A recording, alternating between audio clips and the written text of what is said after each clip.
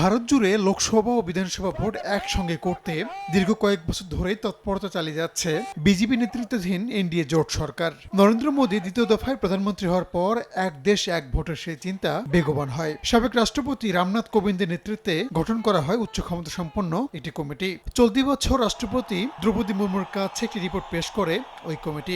রিপোর্টে বলা হয়, দেশের বিভিন্ন রাজনৈতিক দল, সুপ্রিম কোর্ট ও হাইকোর্টের বিচারপতি, আইনজীবী, নির্বাচন কমিশন ও সংবিধান বিশেষজ্ঞদের অভিমত নেওয়া হয়েছে। কমিটির কাছে মতামত জানিয়েছিল দেশটির 47টি রাজনৈতিক দল। এর মধ্যে 32টি দল পক্ষে ও 15টি রাজনৈতিক দল বিপক্ষে মত দেয়। তৃতীয় দফায় ক্ষমতায় আসার পর এক দেশ এক ভোট নীতি কার্যকরের পথে আরও এক ধাপ অগ্রসর হলো মোদী সরকার। বুধবার কেন্দ্রীয় মন্ত্রিসভার বৈঠকে পাশ হয়েছে প্রস্তাবটি। এতে বলা হয়, দেশের উন্নয়নের গতি অব্যাহত রাখা ও অর্থ অপচয় ঠেকাতে লোকসভা, বিভিন্ন রাজ্যের বিধানসভা ও পৌরসভা, পঞ্চায়েতের মতো স্থানীয় প্রশাসনের ভোট একই সঙ্গে করা উচিত।